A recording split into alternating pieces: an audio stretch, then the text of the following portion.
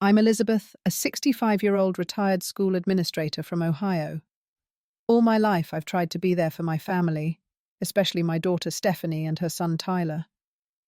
But when Tyler asked me to co-sign a $40,000 loan for his business idea, my instincts told me to say no. I never imagined my refusal would lead to my own daughter looking me in the eye and saying those words that broke my heart. If you're watching this from your living room or maybe on your lunch break, hit that like button and subscribe. I'm about to tell you how I learned that sometimes true love means having the courage to say no, even when it costs you everything. Family has always been the center of my world. After my husband Richard passed away from cancer 8 years ago, I threw myself even more into being there for my only daughter Stephanie and her son Tyler. I'd retired early from my position as a high school administrator to help care for Richard during his illness, and afterward I found my days strangely empty, without the structure of work and partnership that had defined the previous 40 years. Stephanie is 38, divorced for nearly a decade from Tyler's father Jake, who moved to Arizona with his new wife and rarely keeps in touch with his son. I watched my daughter struggle as a single mother working long hours as a real estate agent to provide for Tyler while trying to be present for his school events and activities. I helped however I could, from picking Tyler up after school to contributing to his college fund whenever my modest pension allowed. Tyler graduated from the State University 2 years ago with a degree in business administration.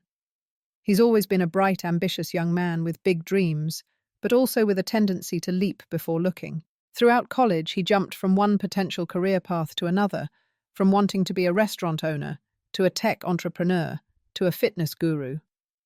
I admired his enthusiasm, but worried about his lack of focus. After graduation, Tyler took a position at a local marketing firm.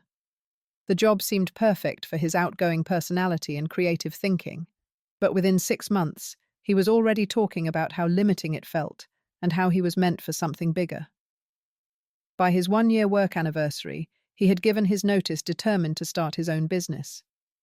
His idea was to create a subscription box service for outdoor enthusiasts, delivering curated camping and hiking gear monthly. He called it Trailbox and spoke about it with such passion that it was hard not to get caught up in his excitement. He had created elaborate presentations, market research documents, and even mock-ups of what the boxes would look like. I was impressed by his thoroughness, but concerned about the competitive nature of the subscription box market. When Tyler first mentioned his business idea to me over Sunday dinner at my house 3 months ago, I listened attentively as he outlined his vision. Stephanie sat beside him, nodding enthusiastically at every point. I could tell she had already fully bought into her son's dream. "Grandma, all I need is some startup capital," Tyler explained, his blue eyes bright with excitement.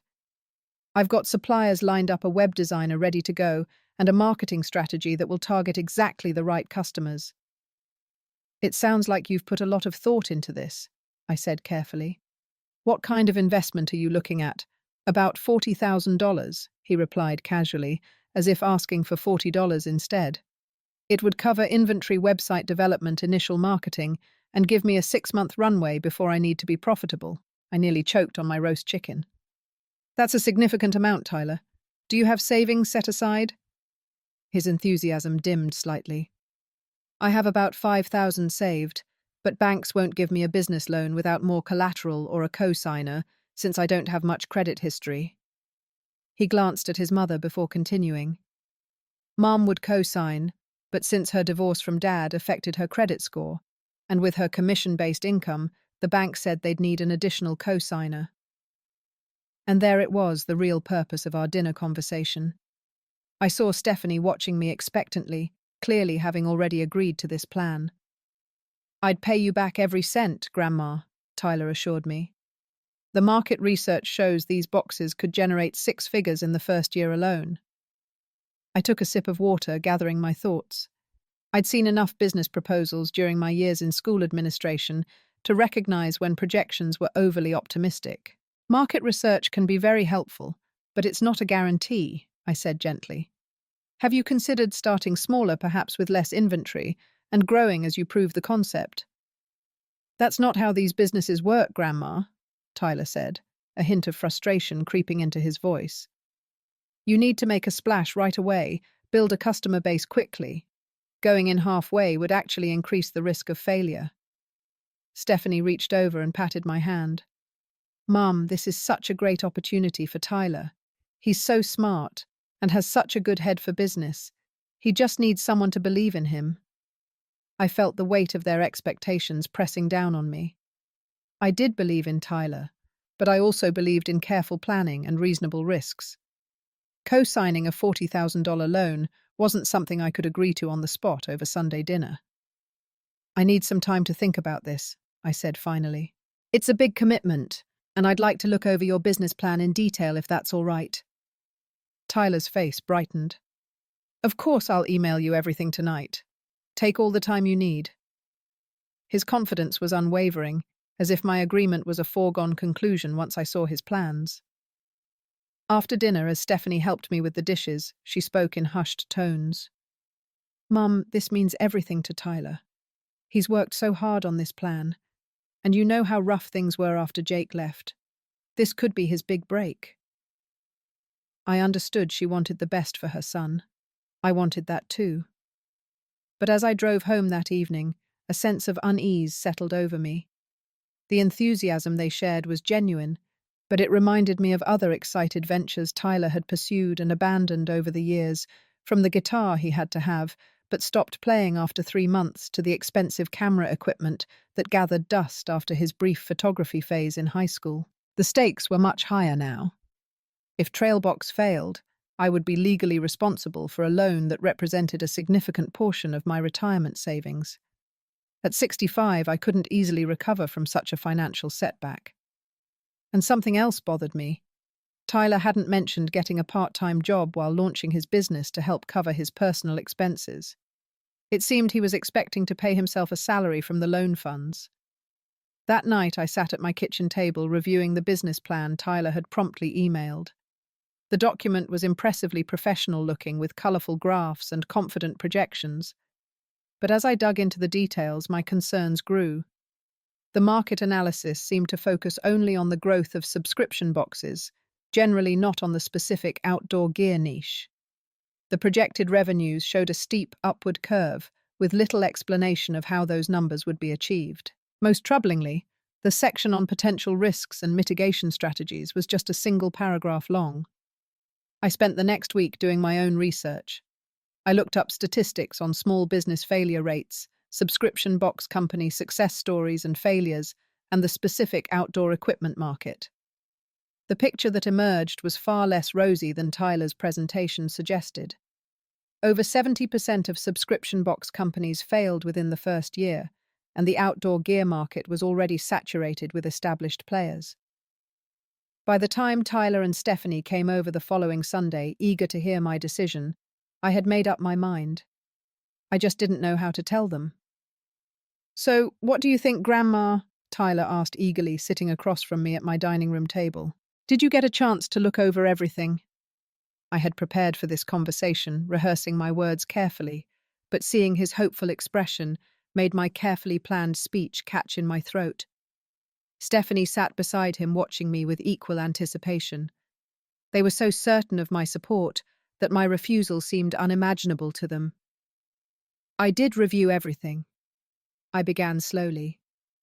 You've clearly put a lot of effort into this presentation, Tyler. I told you, Mum, Stephanie interjected proudly. Tyler's been working on this for months. He's thought of everything. I took a deep breath.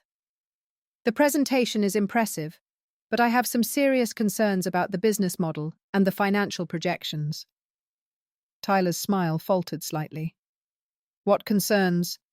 The numbers are based on industry standards for subscription growth. That may be true for subscription businesses generally, I explained, but my research shows that the outdoor equipment subscription market specifically has a much higher failure rate. REI tried a similar model last year and discontinued it after 8 months. That's because they're a traditional retailer trying to pivot, Tyler argued. I'm starting fresh with a direct-to-consumer model that's much more efficient. I nodded, acknowledging his point. That's a fair observation. But there are other issues. Your cash flow projections assume a 20% month-over-month growth in subscribers with minimal marketing costs after the initial launch. That seems very optimistic. Tyler shifted uncomfortably. You have to be optimistic in business, Grandma. No one succeeded by focusing on everything that could go wrong. Being aware of risks isn't pessimism, it's prudence, I countered gently. Your business plan devotes just one paragraph to potential challenges and how you'd address them. Stephanie's expression was growing increasingly tense. Mom, every business has risks. Tyler can't predict everything that might happen. Of course not, I agreed. But a solid business plan acknowledges significant risks and has contingency plans. For instance, what happens if subscriber growth is half what you've projected? Or if supplier costs increase? Or if a major competitor enters the market? I'd adapt, Tyler said, his enthusiasm giving way to defensiveness. That's what entrepreneurs do. I looked at him sympathetically. I believe in your ability to adapt, Tyler. You're intelligent and creative, but adapting requires runway, and if the loan money runs out before the business is sustainable, you'd be in a very difficult position, and so would I as a co-signer. So you're saying no? Stephanie asked incredulously. You won't help him? I'm not comfortable co-signing a loan of this size, I confirmed, feeling a knot forming in my stomach.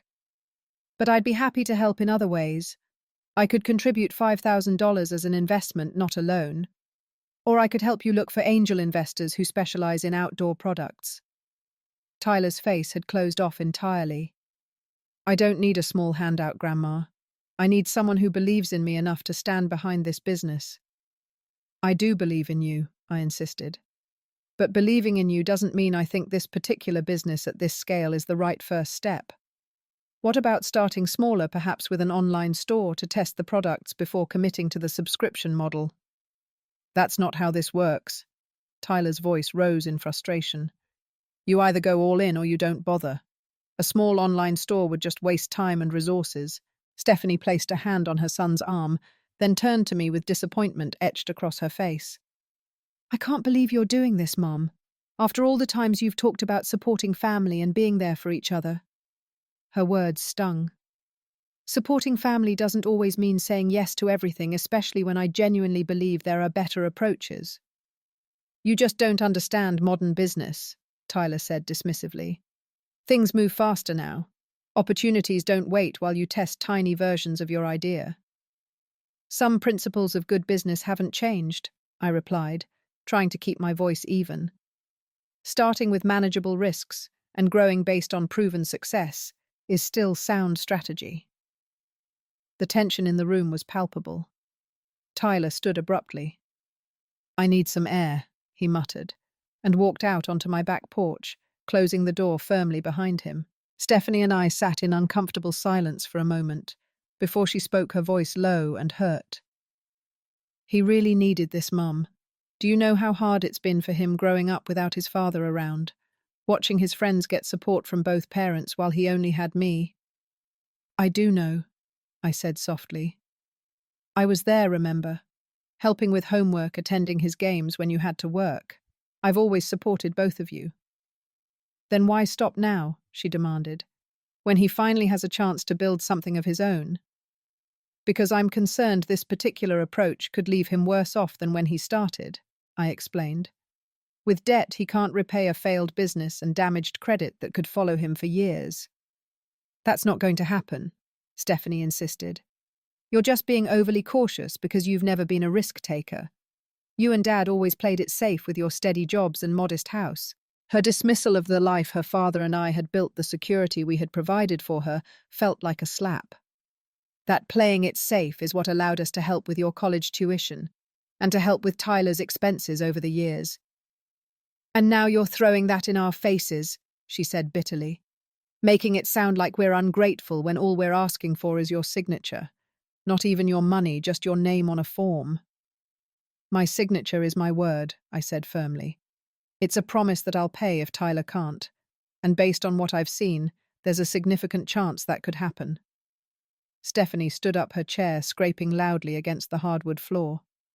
Well, I guess we know where we stand then. Come on, Tyler, she called toward the porch. Grandma's not interested in helping. Tyler came back inside, his expression a mixture of disappointment and simmering anger. Fine, I'll find another way. Maybe Dad will actually step up for once. Tyler. I began wanting to explain further to find some middle ground, but Stephanie cut me off. We're leaving, Mum. I think we all need some space. Her tone was cold, distant, in a way it had never been before. As they gathered their things, I made one last attempt. Please try to understand my perspective. I'm not saying no to hurt you, or because I don't believe in Tyler. I'm saying no because I care too much to watch him take on this level of risk for his first business venture. Stephanie paused at the door, her hand on the knob. You know what, Mum? If you're not willing to support us in this, then don't expect to be part of our lives when the business succeeds.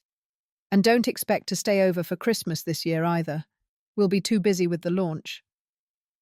The door closed behind them with a finality that echoed through my empty house. I stood there shocked by the suddenness of their departure and the harshness of Stephanie's parting words. For the first time, I wondered if I had made the right decision. The pain of their anger and disappointment was almost enough to make me call them back to say I'd changed my mind. But deep down, I knew my concerns were valid. If anything, their reaction reinforced my worry that emotions were overriding sound business judgment. I sank back into my chair, the remains of our barely touched lunch spread across the table, and felt the first tears begin to fall. That evening I called my sister Janet, who lived in Minnesota, and explained the situation through intermittent sobs. After listening patiently, she sighed. Oh, Liz, you did the right thing even though it was the hard thing. Then why does it feel so terrible? I asked, clutching a tissue. Stephanie has never spoken to me like that before, and Tyler looked at me like I was a stranger. Because sometimes doing the right thing comes with a heavy price, Janet replied. But consider the alternative. What if you'd signed the business failed, and you were left with that debt? Would they have stood by you when you had to sell your house or come out of retirement to make the payments? Her question hung in the air, unanswerable but unsettling. The truth was, I didn't know. And that uncertainty only confirmed that I had made the difficult but necessary choice. In the days that followed, I reached out several times to both Stephanie and Tyler. My texts received one-word responses or none at all. My voicemails went unreturned. The abrupt severing of our close relationship left a void in my daily life that nothing seemed to fill. I found myself standing in the grocery store, automatically reaching for Tyler's favorite cookies before remembering our rift and putting them back, tears threatening to embarrass me in the middle of the cookie aisle. 1 week stretched into 2, then 3. October turned to November, and the approaching holiday season only amplified my sense of loss. Thanksgiving had always been at my house, with Stephanie bringing her famous sweet potato casserole and Tyler insisting on trying a new cocktail recipe each year. Now I had no idea where or how they would celebrate, or if I would be welcome. I tried once more, sending a text to Stephanie. I miss you both. Can we please talk? I respect your decision about the business, even if I couldn't participate in the way you wanted. Her response came hours later, brief and unyielding. Tyler found another solution. Launch planning keeps us busy. We'll be in touch when things settle down. It wasn't a permanent door closing, but it wasn't the reconciliation I had hoped for either. As I sat alone in my living room that evening, looking at old photo albums filled with pictures of happier times, I realized that this estrangement might last much longer than I had initially feared. And there was nothing I could do but wait and hope that time would eventually heal this painful wound in our family. The weeks after Stephanie and Tyler's dramatic departure from my house were some of the loneliest I've experienced since Richard's death. My daily routine, which had often included calls or texts from Stephanie, or dropping by to see Tyler's latest projects, felt hollow and purposeless. Each day stretched before me emptier than the last. I tried to fill the void with activities. I joined a book club at the local library, volunteered extra hours at the community garden, and even signed up for a watercolor painting class I'd been putting off for years. But none of these diversions could fully distract me from the ache of family estrangement. One morning in early December, while browsing a local news website, a headline caught my eye. Local entrepreneur launches outdoor subscription service. There was Tyler smiling confidently in a photo beside stacks of branded boxes. I read the article with a mixture of pride and apprehension, learning that Trailbox had secured funding and was set to begin shipping its first orders the following month. The article mentioned a private investor who had provided startup capital but gave no further details. I wondered who had stepped in where I had refused. Had Jake finally taken an interest in his son's endeavors, or had Tyler found another relative or friend willing to take the risk? My curiosity and concern prompted me to do something I hadn't planned. I drove to Tyler's apartment. It was a Tuesday morning, and I knew from past patterns that Stephanie would be showing houses to clients, while Tyler would likely be home working on his business. Perhaps a face-to-face conversation away from Stephanie's protective presence might allow us to begin rebuilding our relationship. When I arrived at his complex, I sat in my car for nearly 15 minutes, rehearsing what I would say before finally gathering the courage to approach his door. I knocked, heart-pounding. Tyler opened the door, surprise evident on his face. "Grandma, what are you doing here?" "I saw the article about Trailbox," I said, trying to keep my voice steady. "Congratulations. I'm really proud of you for making it happen." He hesitated, then stepped back slightly. "Thanks. Do you want to come in? The place is a mess, though. It's basically Trailbox headquarters now." I entered to find his living room transformed into a makeshift fulfillment center. Cardboard boxes were stacked along one wall, while outdoor products filled plastic bins labeled with different subscription tiers: Trail Enthusiast, Weekend Warrior, and Backcountry Explorer. "This is impressive," I said sincerely. "You've clearly been working hard." Tyler nodded, his initial coolness warming slightly with my genuine interest. "It's been crazy. The response to our pre-launch marketing was better than I expected. We already have 300 subscribers signed up for the January boxes." "That's wonderful," I said, truly happy for his early success. Then carefully I asked, "I hope this isn't overstepping, but I was curious about your investor. The article didn't mention who it was." Tyler's expression closed again. "Does it matter? You made your position clear."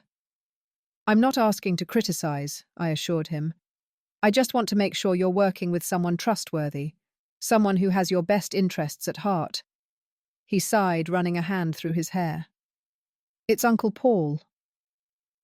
Uncle Paul was Richard's younger brother, a real estate developer known for risky ventures that sometimes paid off spectacularly and sometimes failed just as dramatically. He'd been through 2 bankruptcies and 3 divorces, each leaving him seemingly unfazed as he moved on to the next big idea. "Paul co-signed the loan?" I asked, surprised. "No, he made a direct investment. He owns 30% of Trailbox now." Tyler picked up a sample product, turning it over in his hands. "He said equity was better than debt anyway. If the business succeeds, he profits too. If it fails, no one has loan payments hanging over their head." I was genuinely shocked. This was actually a more reasonable arrangement than what Tyler had asked of me. "That sounds like a better structure than a loan," I admitted. "Yeah, well, Uncle Paul understands business opportunities," Tyler said pointedly. "He doesn't just see the risks, he sees the potential." The barb stung, but I let it pass. "I'm glad you found a solution that works. And I meant what I said. I'm proud of you for pursuing your dream." A moment of awkward silence stretched between us before Tyler spoke again, his voice softer. "Mum's still pretty upset with you." "I gathered that," I said sadly. "She hasn't returned my calls." "She feels like you let us down when we needed you most. And honestly, so did I." He met my eyes directly. "It hurt, Grandma. After everything we've been through as a family, your refusal felt like you didn't believe in me." "I've always believed in you," I said earnestly. "But I didn't believe that particular approach, taking on so much debt for a first business venture, was in your best interest." "Well, it's working out so far," Tyler said with a hint of defiance. "Early subscriber numbers are ahead of projections." I'm genuinely happy to hear that, I told him, and I hope the business continues to exceed all your expectations. Tyler seemed to soften slightly. Thanks. Listen, I should get back to work. We have a marketing meeting with our social media consultant in an hour. I nodded, understanding I was being politely dismissed. Of course, I won't keep you. But Tyler, please know that my door is always open. And I miss you both terribly. For a moment, I thought I saw a flicker of the warm relationship we'd once shared, but it was quickly replaced by a businesslike nod. I'll tell Mum you stopped by, he said, walking me to the door. As I drove home, I felt both encouraged and disheartened. Tyler hadn't turned me away completely, but neither had he offered any real reconciliation. And Stephanie remained a distant figure, her anger apparently undiminished. 2 days later, my phone rang with Stephanie's ringtone. I almost dropped it in my haste to answer. Stephanie, I'm so glad you called. Mum. Her voice was formal, lacking its usual warmth. Tyler told me you came by his apartment. Yes, I saw the article about Trailbox and wanted to congratulate him in person. After making it clear you thought his business would fail, she said, the bitterness still evident in her tone. That's not what I said, I countered gently. I was concerned about the risks of such a large loan for a first business. Well, Uncle Paul saw the potential right away, she replied. He's been incredibly supportive, introducing Tyler to his business contacts, helping with logistics. Everything you could have done but chose not to. I bit back a defensive response about Paul's checkered business history. I'm glad he's helping, and I would still like to help too in whatever way Tyler might need. It's a bit late for that, don't you think? Stephanie's voice was cold. The launch is moving forward, investors are interested, and we're doing just fine without your support. Stephanie, I began, my voice cracking slightly. Are we really going to let this come between us? After everything we've been through together? There was a pause on the other end of the line. When she spoke again, her tone had softened just barely. I don't know, Mum. You really hurt us. You made Tyler feel like his dream wasn't worth backing. That was never my intention, I said earnestly. I was trying to protect both of you from what I saw as a risky financial situation. Well, your protection wasn't needed or wanted. Another pause. Look, we're extremely busy with the launch preparations. Tyler's working around the clock and I'm helping with the business while still managing my real estate clients. We just don't have time for family drama right now. I understand, I said, though my heart was breaking. But what about Christmas? It's only a few weeks away. We've never spent it apart. Stephanie sighed. I meant what I said before. We're launching the January boxes right after Christmas, so we'll be working through the holidays. Plus, Uncle Paul has invited us to his place in Vale. He has investor friends he wants Tyler to meet. Of course he did. Paul had always enjoyed playing the role of wealthy benefactor when it suited him, though his generosity tended to evaporate when ventures failed to perform as expected. But again, I kept these thoughts to myself. I see, I said simply. Well, if you change your mind, you know where I am. Don't count on it, Stephanie replied, then added in a slightly less harsh tone. But thank you for checking on Tyler. He was actually in a good mood after your visit. It was a small olive branch, but I grasped it gratefully. He's doing amazing work. I'm genuinely impressed with what I saw. After we hung up, I sat staring at the phone, trying to decide how I felt. On one hand, communication had been re-established, however tenuously. On the other, it was clear that our relationship remained fundamentally damaged, with no immediate prospect of the warm family Christmas I had hoped might still be possible. That evening, I called my sister Janet again to update her on the situation.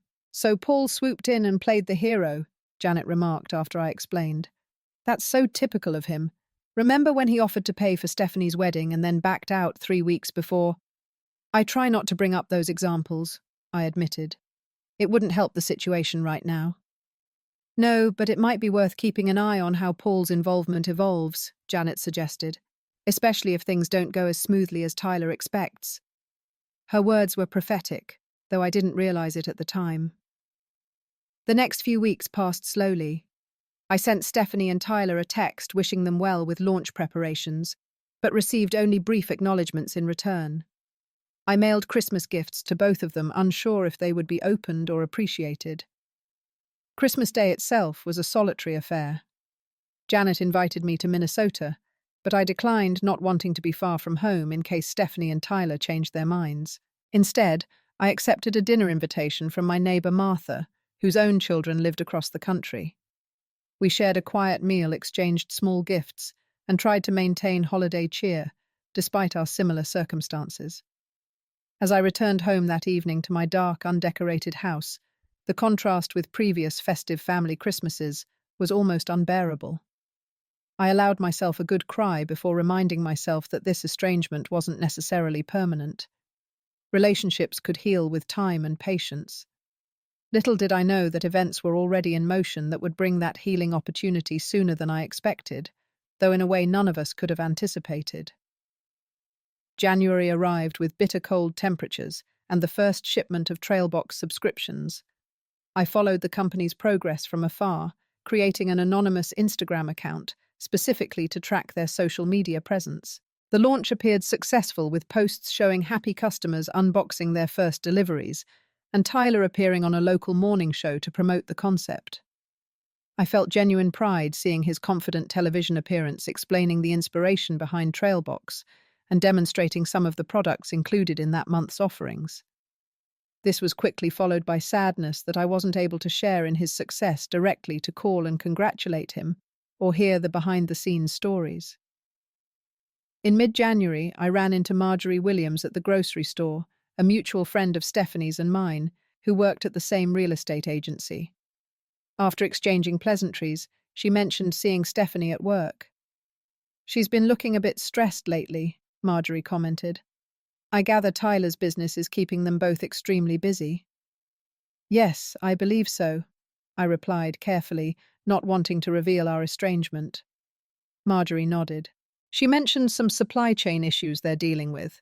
Apparently, some manufacturer in Asia missed a shipping deadline for their February boxes. Sounds like quite the scramble to find alternatives.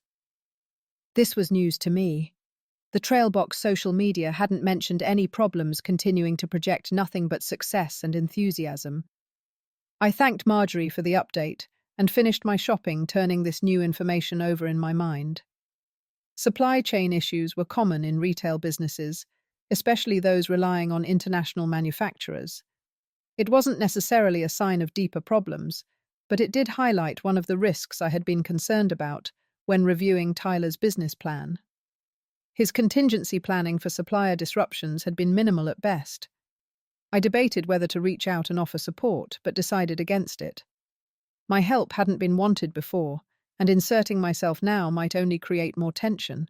Instead, I continued to monitor from a distance, noting that the February box announcement was posted a week later than scheduled, with a slightly different product assortment than had been previously advertised. In early February, I received an unexpected call from an unfamiliar number. When I answered, the voice on the other end took me completely by surprise. "Elizabeth, it's Paul, Richard's brother." "Paul," I responded, trying to keep the suspicion out of my voice. "This is unexpected." "Yeah, well, we should probably talk," he said, his typical breezy confidence sounding somewhat strained. "Are you free for coffee tomorrow?" Curious and concerned, I agreed to meet him at a cafe halfway between our homes. That night I barely slept, wondering what could possibly prompt this sudden contact after months of silence. Paul was already seated when I arrived the next morning, his designer leather jacket and carefully styled silver hair making him stand out among the casual weekday coffee crowd. At 62, he still maintained the polished appearance of the successful businessman he projected himself to be, though I knew his actual financial situation had fluctuated dramatically over the years. "Elizabeth," he stood to greet me with an air kiss near my cheek. "Thanks for coming. You look well." "Thank you," I replied, settling into the chair opposite him. "What's this about Paul?" He sighed, running a hand through his hair in a gesture reminiscent of Tyler. It's about Trailbox. We're having some challenges. What kind of challenges? I asked, my concern for Tyler immediately overshadowing any lingering resentment toward Paul. The usual startup stuff mostly. Supply chain headaches, cash flow tighter than projected customer acquisition costs, running higher than the business plan estimated. He took a sip of his espresso. Nothing fatal, but we're going to need to make some adjustments. I heard about the shipping delay for the February boxes, I acknowledged. Paul raised an eyebrow. You've been keeping tabs on the business. On my grandson, I corrected. Despite our disagreement, I care about his success. He nodded slowly. That's actually why I wanted to talk to you. Tyler mentioned that you reviewed his business plan and had concerns about certain aspects, specifically the cash flow projections and contingency planning. That's right. I confirmed, surprised that my input had been remembered, much less discussed with Paul. Well, you weren't wrong, Paul admitted, leaning forward. The subscriber growth is decent, about 70% of projections, but the margins are much thinner than anticipated. Turns out those product cost estimates were too optimistic, especially with shipping rates going up. A small voice in the back of my mind whispered, I told you so. But I suppressed it. I'm sorry to hear that. Is the business in trouble? Not yet, Paul said, with what I recognized as forced optimism. But we need to make some strategic changes, maybe bring in additional investment. And that's where you come in. Me? I was genuinely puzzled. I made it clear I wasn't comfortable investing in this venture. I know. Paul held up a hand. But the situation has changed. We've now got 3 months of actual performance data, not just projections. We've identified the issues and have a revised plan to address them. He pulled out a tablet and slid it across the table. Take a look. On the screen was a new business plan dated just 3 days earlier. As I scrolled through, I was impressed by the level of detail and the apparently realistic reassessment of costs and revenue expectations. It acknowledged the current challenges and outlined specific steps to address them. This is more thorough than the original plan, I admitted. Tyler did most of it himself, Paul said, a hint of genuine pride in his voice. The kid learns fast. When the first sign of trouble hit with that delayed shipment, he dove into every aspect of the operation, figuring out where the projections were off and how to fix them. So what exactly are you asking of me? I questioned, still unclear about Paul's purpose in showing me this. He looked slightly uncomfortable for the first time. We need an additional $20,000 investment to implement these changes and give the business enough runway to reach sustainable profitability.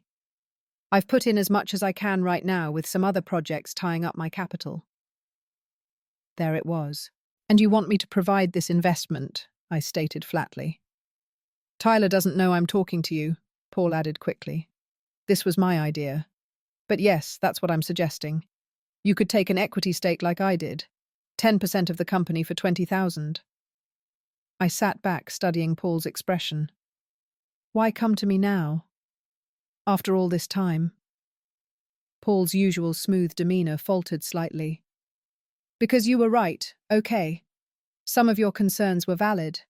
And because despite what happened, Tyler still respects your business judgment.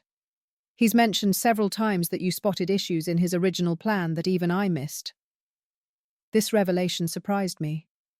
He said that, yeah, the kid's hurt and stubborn, but he's not stupid.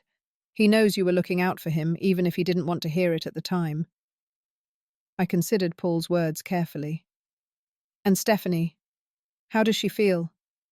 Paul grimaced slightly. Steph's still pretty protective. You know how she is with Tyler. But between you and me, I think she's starting to realize this business stuff is more complicated than she thought when she was cheering from the sidelines. I turned my attention back to the revised business plan, examining the numbers more carefully. The new projections seemed much more realistic, with modest growth estimates and more substantial contingency buffers.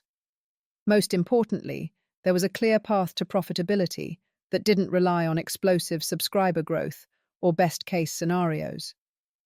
This is actually a solid plan, I acknowledged, much more realistic than the original. So you'll consider it? Paul asked eagerly. I'll need to think about it, I replied, unwilling to commit on the spot. And if I did decide to invest, I'd want to talk directly with Tyler first.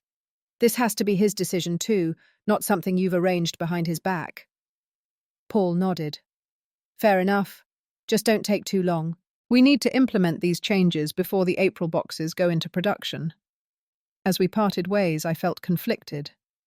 On one hand, this could be an opportunity to repair my relationship with Tyler and Stephanie, while supporting a business that now showed more promise of success. On the other hand, I still had reservations about investing my limited retirement funds in a startup that had already encountered significant challenges. That evening, after reviewing the plan several more times and researching similar businesses, I made a decision. I would offer the investment, but with conditions that would protect both my financial interests and, more importantly, Tyler's future. The next day, I called Paul. I'd like to meet with Tyler to discuss a potential investment, I said. But I want to be clear, this has to be his choice and I'll have some specific terms. Paul seemed relieved. I'll set it up. How about dinner at my place tomorrow night, neutral territory? That would be fine, I agreed. And Paul, thank you for reaching out. Whatever happens, I appreciate you trying to bridge this gap. We're family, he replied simply.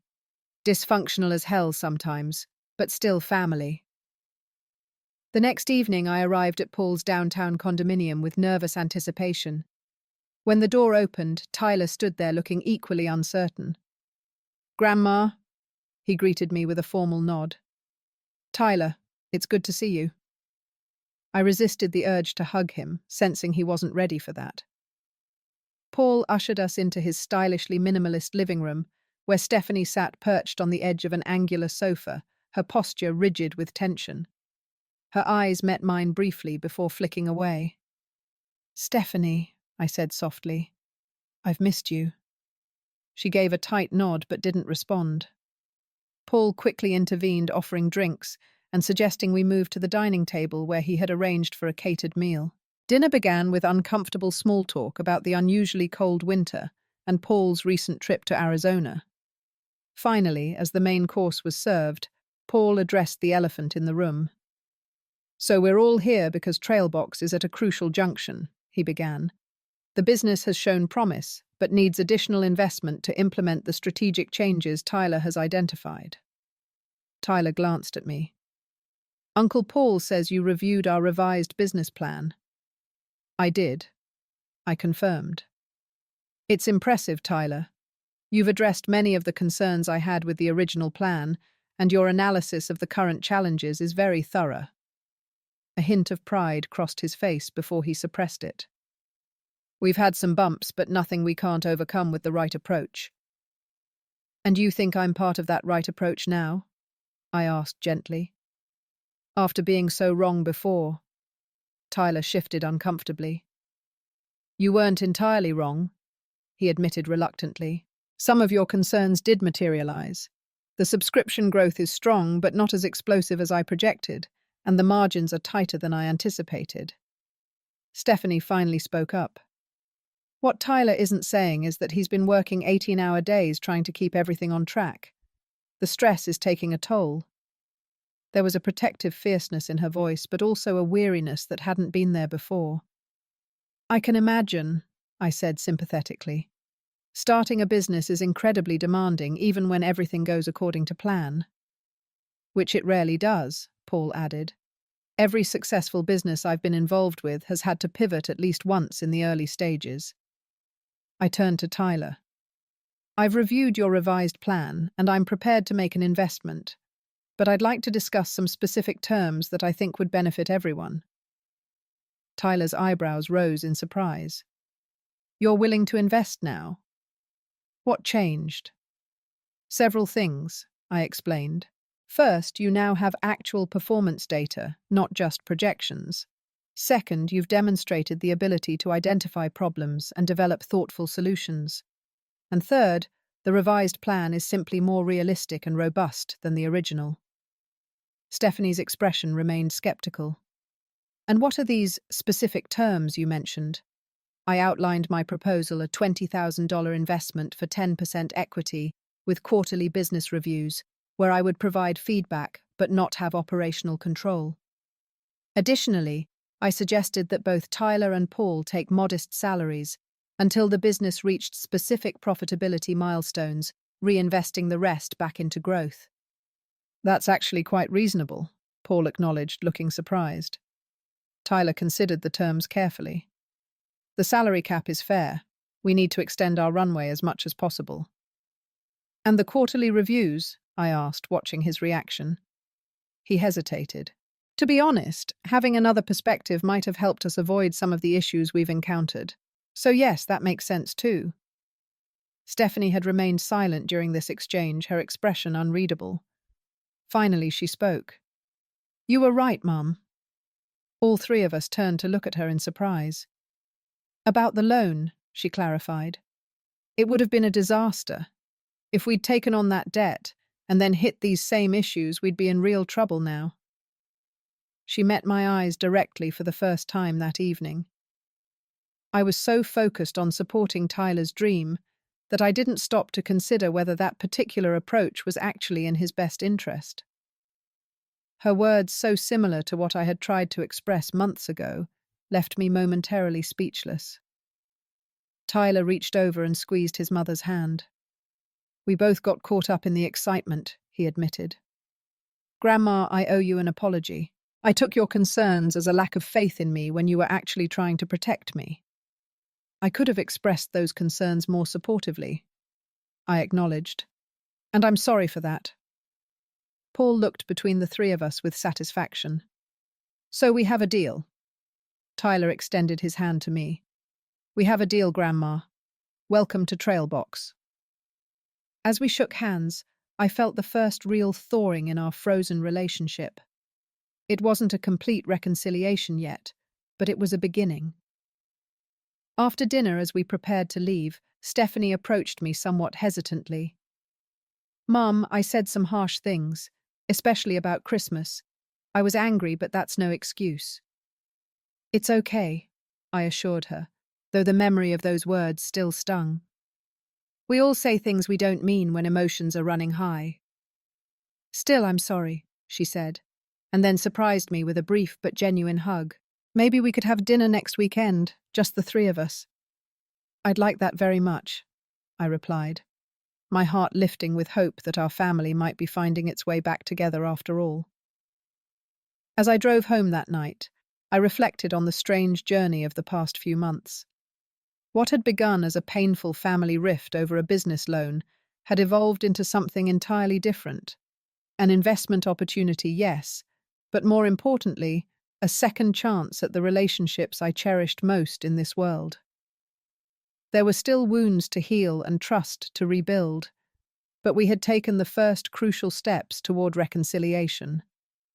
And perhaps through this difficult experience, we had all learned something valuable about love boundaries and what it truly means to support the people we care about most. The February snowstorm that hit our region was unusually severe, coating everything in 8 inches of powder and bringing normal activities to a standstill. Streets remained unplowed for days, power flickered on and off, and most businesses closed temporarily. For Trailbox, already struggling with supply chain issues, the weather created yet another challenge. Tyler called me on the second day of the storm, his voice tight with stress. Grandma, we have a major problem. The shipping facility is shut down, but we have 200 boxes that need to go out by Friday to maintain our delivery promise to customers. Can you contact the subscribers and explain the weather delay? I suggested, peering out my window at the winter wonderland that had become a logistical nightmare. We could, but customer retention is already fragile after the product substitutions in last month's boxes, he explained. Another delay might push more people to cancel their subscriptions. I considered the situation. What about alternative shipping locations? Is there a facility in another county that wasn't hit as hard by the storm? I've called 4 different companies. Everyone's backlogged. Tyler's frustration was evident.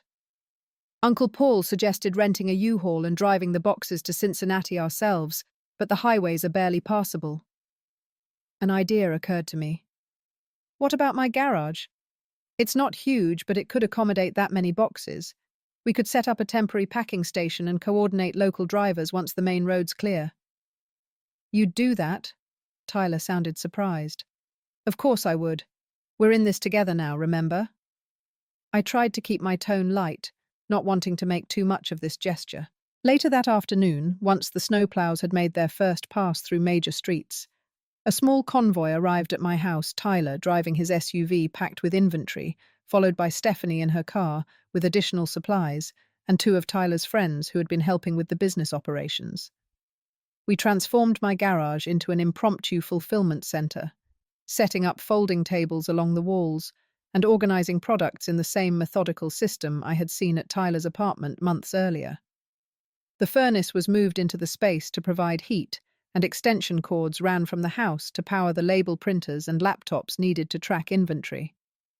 What began as an emergency solution turned into an unexpectedly meaningful experience. Working side by side with Tyler, I saw firsthand his organizational skills and problem-solving abilities. He had clearly grown from his early business challenges, approaching this new obstacle with determination and adaptability rather than panic. Stephanie arrived each day after her real estate work, pitching in for several hours before exhaustion claimed her. One evening, as we took a break for the pizza I had ordered, she sat beside me on a stack of flattened cardboard boxes. "I never really thanked you," she said quietly while Tyler was occupied showing his friends a new packing technique. "For what?" I asked. "For being right about the loan," she replied. "And for being willing to help anyway after how badly we treated you." "You're my daughter," I said simply, "and he's my grandson. That doesn't change because we disagree." Stephanie looked toward Tyler, who was gesturing animatedly as he explained something to his team. "He's different now, have you noticed, more grounded, less convinced that everything will automatically work out through sheer optimism?" I nodded. "That's called growth. It doesn't mean he's lost his dream, just that he's learning how to pursue it more effectively." "I think I've grown too," Stephanie admitted. "I was so focused on supporting him unconditionally that I couldn't see the difference between encouraging his ambitions and enabling poor decisions." "Parenting adult children is complicated," I observed. "We never stop wanting to protect them from pain, but sometimes that's not what they need from us." The impromptu shipping operation continued for 4 days, with local delivery drivers Tyler had hired through a gig work app, picking up completed boxes once the residential streets became navigable. Against considerable odds, every February box was delivered within the promised timeframe, a small victory that felt enormous given the circumstances. On the final evening, after the last boxes had been picked up and Tyler's friends had departed, the three of us sat exhausted but satisfied around my kitchen table, sharing a bottle of wine and leftover lasagna. "I think we just proved the business can overcome significant obstacles," Tyler remarked, raising his glass in a small toast. "If we can get shipments out during the worst snowstorm in a decade, we can handle just about anything." "It was impressive teamwork," I agreed, "especially the way you reorganized the packing sequence to maximize efficiency in the limited space." "That was actually inspired by something Dad used to say," Tyler said, glancing at Stephanie. "Remember how he always told us that constraints breed creativity?" Stephanie smiled at the memory of her ex-husband's rare moments of wisdom. "He did have some good ideas when he wasn't being completely unreliable." The mention of Jake, who had remained conspicuously absent during all of Trailbox's development, might once have created tension. Now it simply felt like acknowledging a part of our family history, neither overly negative nor falsely nostalgic. After Tyler and Stephanie left, I sat alone in my kitchen, reflecting on how much had changed in just a few months. The business was still facing challenges, but we were facing them together, combining Tyler's energy and vision with my caution and experience, supported by Stephanie's unwavering encouragement. Even Paul had proven more reliable than I had expected, providing meaningful mentorship and connections rather than just financial backing. My investment in Trailbox had been finalized the week before the storm, the paperwork signed and funds transferred. But the real investment, I realized, had less to do with money and more to do with rebuilding trust and respect within our family. In March, Trailbox introduced a new product selection strategy that Tyler had developed based on customer feedback and trend analysis. Rather than trying to curate complete outdoor experiences, the boxes now focused on innovative gear that complemented subscribers' existing equipment. This pivot reduced product costs while actually increasing perceived value as customers appreciated receiving unique items they wouldn't have discovered otherwise. My quarterly business review, as stipulated in our investment agreement, took place in Paul's office downtown.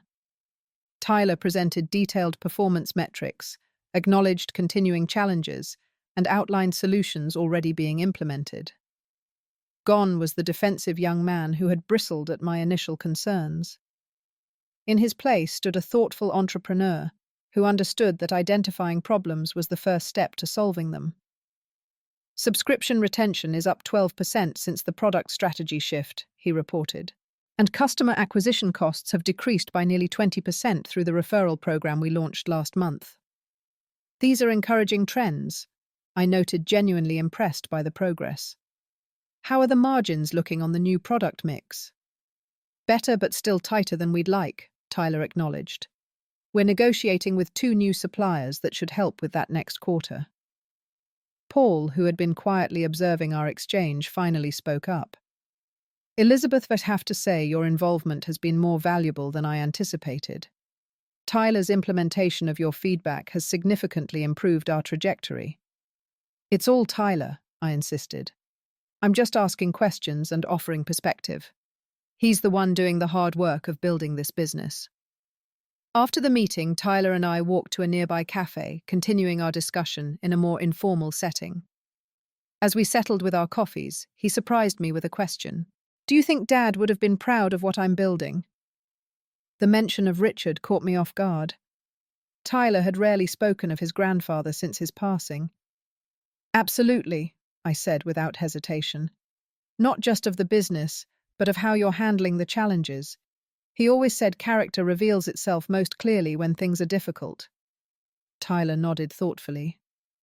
I think about him sometimes when I'm working through a problem, trying to channel his methodical approach. You're more like him than you realize, I told him, smiling at the memories. He was always careful, always thorough, but never afraid to take a calculated risk when the potential reward justified it. Like your investment in Trailbox, Tyler asked with a small smile. Exactly like that, I agreed. The risk feels worth it, because I believe in the person behind the business. As spring progressed into early summer, our family relationships continued to strengthen alongside the business. Sunday dinners at my house became a regular tradition again, sometimes including Paul and occasionally Tyler's friends who had become integral to Trailbox operations. The business itself had found a more stable footing, with subscriber growth steady rather than explosive, but retention rates exceeding industry averages. Tyler had expanded to a small warehouse space, moving operations out of his apartment while keeping overhead manageable. He had hired 2 part-time employees to handle fulfillment, freeing him to focus on product selection and business development. In June, an unexpected opportunity arose when an outdoor retail chain expressed interest in featuring Trailbox products in their stores, potentially creating a new revenue stream beyond subscriptions. Tyler approached the negotiations carefully, conscious of potential impacts on the core business model, but excited about the expansion possibilities. "What do you think, Grandma?" he asked during one of our now frequent strategy discussions on my back porch. "Is it too soon to diversify, or the right moment to seize an opportunity?" "What does your analysis tell you?" I replied, having learned that guiding his thinking often proved more valuable than providing direct answers. He considered this. The numbers look promising. The retail placement would increase our purchasing power, with suppliers improving margins on the subscription boxes, but it also adds complexity at a time when we're just getting the core business stabilized. "And what does your gut tell you?" I prompted. Tyler laughed. "My gut is equally divided. The entrepreneur in me wants to go for it. The lesson learner from our early challenges says be cautious. Perhaps there's a middle path, I suggested. A limited trial with clear metrics for success and predetermined criteria for either expanding or withdrawing based on performance. His face lit up. His face lit. A pilot program. We could start with their flagship stores, only measure results over 90 days, and then decide about wider distribution. This balanced approach became our family's new philosophy, not just for business decisions, but for navigating our relationships as well. We had learned through painful experience that unconditional support didn't mean unconditional agreement, and that love could express itself through both encouragement and respectful caution. One evening in early July, after a family dinner celebrating Trailbox's successful retail pilot launch, Stephanie helped me with the dishes, while Tyler took a business call on the porch. "Remember what you said to me last Christmas?" I asked, handing her a plate to dry. "About not expecting to stay?" Stephanie winced. "Mum, I'm so sorry about that. I was angry and defensive." "I'm not bringing it up to make you feel bad," I assured her. "Just thinking about how far we've come since then." She nodded, placing the dried plate in the cupboard. "We were all wrong in different ways. I was wrong to make that threat. Tyler was wrong to expect you to take on that financial risk without question. And you, I was wrong to make my refusal feel like a rejection of Tyler himself." I finished for her. I could have been more supportive of his dream while still maintaining my boundary about the loan. "We've all learned something," Stephanie reflected. "I used to think supporting Tyler meant agreeing with everything he wanted to do. Now I understand that real support sometimes means asking tough questions and offering perspective even when it's not what he wants to hear. And I've learned that sometimes I need to take risks on the people I love," I added. "Not recklessly, but with eyes open to both the possibilities and the challenges." Tyler returned from his call looking pleased. "That was the buyer from Mountain Life Outfitters. They want to expand our products to all their locations based on the pilot results." We celebrated this new success together, our joy deepened by the shared understanding that it wasn't just a business victory, but a testament to our growth as a family. The path hadn't been smooth or direct, but it had brought us to a stronger place than where we had started. Later that night, as I prepared for bed in my quiet house, I found myself feeling profoundly grateful. Not just for the reconciliation with my daughter and grandson, or for the apparent success of our business venture, but for the difficult journey that had forced all of us to examine our assumptions and grow beyond them. Sometimes love requires saying yes, opening doors, providing resources. But sometimes, perhaps more importantly, love requires the courage to say no when that's what's truly needed, even at the risk of temporary rejection. The key is ensuring that either answer comes from a place of genuine care rather than fear or control. I thought of all the parents and grandparents facing similar dilemmas with their adult children, struggling to find the balance between support and enablement, between encouraging dreams and preventing harmful mistakes.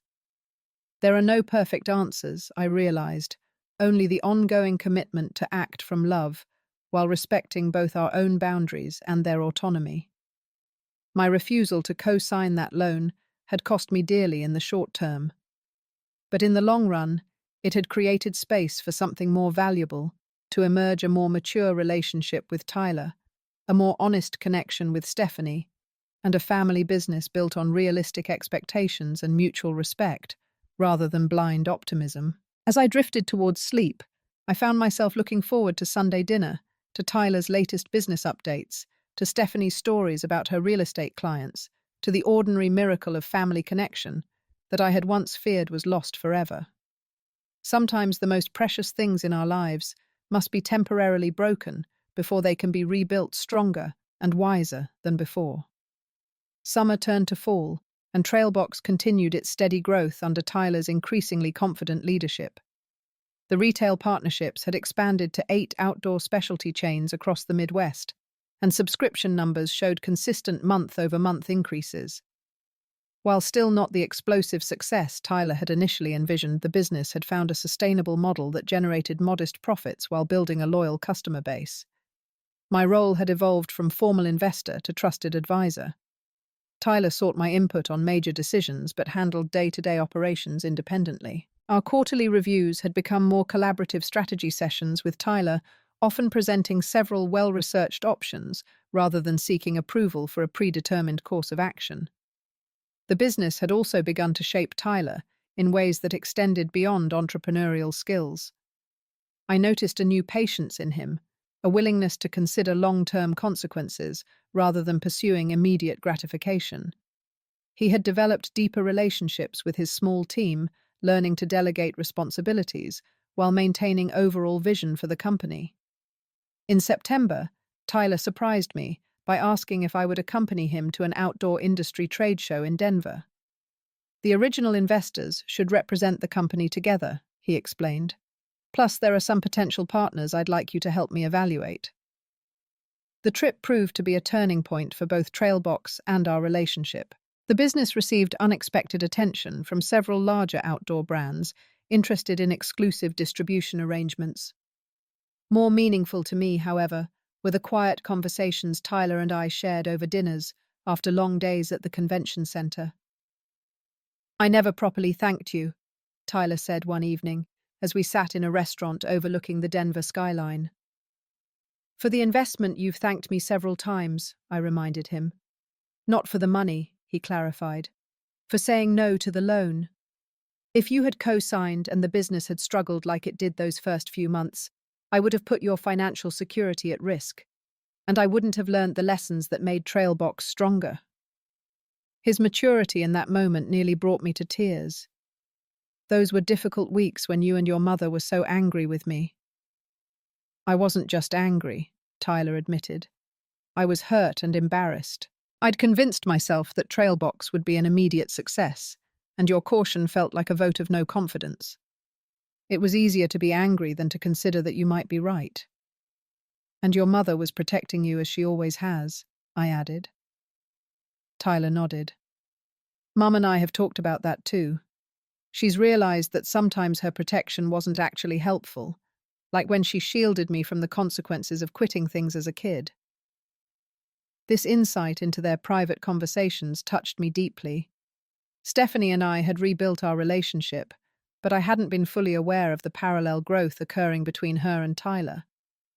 "Both of you have shown remarkable reflection and growth through this process," I observed. "We had a good example," Tyler said, simply raising his glass in a small toast to me. Upon returning to Ohio, we implemented several strategic partnerships negotiated at the trade show. One in particular, with a well-established outdoor clothing brand, created an opportunity for co-branded products that significantly improved Trailbox's visibility among serious outdoor enthusiasts. As October arrived, bringing crisp air and turning leaves, I found myself reflecting on the approaching holiday season. The previous Christmas had been spent apart, a painful absence in what should have been a time of family togetherness. This year promised to be different, with our relationships not just repaired, but strengthened through our shared experiences. One Sunday afternoon, as Tyler and I worked on financial projections for the upcoming quarter, Stephanie arrived for dinner, carrying several shopping bags and wearing a secretive smile. "What's all this?" I asked as she set the bags on my kitchen counter. "Christmas decorations," she announced. "I know it's only October, but after missing last year, I thought we might want to plan something special this year." Tyler glanced up from his laptop. "Isn't it a little early for Christmas planning?" "Not when you're trying to coordinate 3 busy schedules and a growing business," Stephanie pointed out pragmatically. "Besides, I have an idea I wanted to discuss with both of you." She proceeded to outline an elaborate family Christmas celebration, including a tree-cutting expedition, a cookie-baking marathon using Richard's old family recipes, and a special dinner with both traditional favorites and new additions to represent our evolving family. "What do you think?" she asked, when she'd finished her presentation, looking between Tyler and me expectantly. "It sounds wonderful," I said, sincerely touched by her enthusiasm. "But you don't need to overcompensate for last year, sweetheart. Just having us all together will be special enough." "I know," she acknowledged, "but I want to make new memories better ones. Last year was She trailed off, clearly uncomfortable with the reminder of her harsh words and actions. Last year was a difficult time for all of us, I finished for her. But it led to where we are now, which is a much better place. Tyler closed his laptop. I think Mum's Christmas extravaganza sounds great. Trailbox will be in a slower period after the holiday shipping rush, so I should actually be able to relax and enjoy it. You deserve a break, I agreed. You've been working non-stop since the business launched. Speaking of the business, Tyler said, suddenly looking nervous, there's something I wanted to discuss with both of you. Stephanie and I exchanged curious glances as Tyler gathered his thoughts. I've received an acquisition offer, he finally stated. Mountain Life Outfitters wants to buy Trailbox. Stephanie gasped. Buy it? The whole company? But you've worked so hard to build it. What are the terms?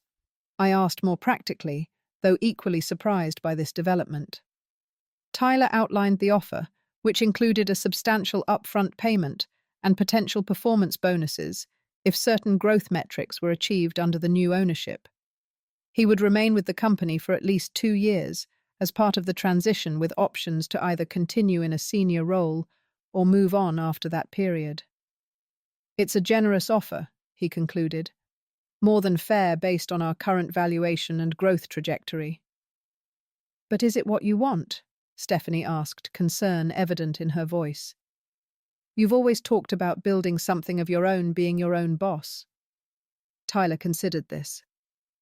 I've been asking myself that question since I received the offer last week. The truth is, I've loved building Trailbox, but I've also discovered that what I enjoy most is the creation and problem-solving phases. Now that we've established a stable model, part of me is already thinking about new challenges. That's been your pattern, I observed gently. You're drawn to new beginnings, to building things from scratch. He nodded. Under this deal, I'd get to help integrate Trailbox into their larger operation, potentially developing new product lines and expansion strategies. Then, after the transition period, I'd have both the experience and the capital to start something new if I wanted to. With considerably less financial risk than you faced with Trailbox, I noted. Exactly, Tyler agreed. Plus, the acquisition would provide substantial returns for all our investors. He glanced meaningfully at me. Don't make this decision based on my investment, I told him firmly. That was always about supporting you, not expecting specific financial returns. I know, but it's still a consideration, Tyler insisted. This deal would mean you'd recover your investment with significant profit, eliminating any risk to your retirement funds. Stephanie had been listening intently to our exchange. It sounds like you're leaning toward accepting, she observed. I am, Tyler admitted. But I wanted to discuss it with both of you first. You've been part of this journey from the beginning, even when we disagreed about the path forward. I think you should trust your instincts, I advised. They've become much more reliable over the past year. Stephanie reached over to squeeze her son's hand. Whatever you decide, we'll support you. Really support you, not just blindly agree because it's what you want to hear. Her words reflected how far we had all come in our understanding of what true support entailed. Tyler smiled appreciatively at both of us. I'll sleep on it a few more days before giving them my answer, he decided. But thank you for listening, and for all your help in building something valuable enough to attract this kind of offer. The following week, Tyler officially accepted the acquisition offer, beginning a new chapter for both the business and himself. The legal process would take several months to complete, but the trajectory was set. Trailbox would continue and potentially thrive under new ownership, while Tyler would gain both financial security and valuable experience to carry forward. As Thanksgiving approached, our family had much to be grateful for beyond the business success. The painful rift that had separated us the previous year had healed into something stronger and more resilient. We had learned to navigate disagreements without damaging our fundamental bonds, to offer both support and honest feedback as needed, and to recognize that love sometimes expresses itself through difficult truths as well as easy affirmation. Preparing for our Thanksgiving celebration, I reflected on the strange journey that had brought us to this point. What had begun with a painful rejection, my refusal to co-sign a loan, and the harsh words that followed, had ultimately led to growth none of us could have anticipated. Tyler had built a successful business and developed greater maturity and judgment. Stephanie had learned to balance her protective instincts with respect for others' boundaries. And I had discovered that sometimes the hardest parenting decisions, the ones that temporarily cost us the approval of those we love most, can ultimately be the greatest gifts we give them. As I set the table with the good china that had graced family celebrations for decades, I felt profound gratitude for second chances and hard-won wisdom. The empty place at the head of the table where Richard once sat would always bring a touch of sadness, but the full, vibrant places occupied by Stephanie Tyler, and even Paul, who had become an unexpected ally in our family journey, filled me with hope for the future. When my family gathered around that table later that day, the conversation flowing easily between business updates, holiday plans, and shared memories, I offered a silent prayer of thanksgiving. Not just for the material blessings, or even the business success, but for the deeper gifts, the courage to stand firm when necessary, the humility to acknowledge mistakes, the grace to forgive harsh words spoken in anger, and above all, the enduring love that allows families to weather storms and emerge stronger on the other side. Have you ever had to make a difficult decision that temporarily hurt your relationship with someone you love? How did you navigate that challenging time? I'd love to hear your stories in the comments below. And if this account of our family's journey touched you in any way, please consider hitting the like button and subscribing to hear more real-life experiences. Share this video with someone who might be struggling with family tensions over financial decisions or business ventures. Sometimes knowing others have walked similar paths can provide comfort during difficult times. Thank you for listening, and may your own family find the perfect balance of support, honesty, and love in all your relationships.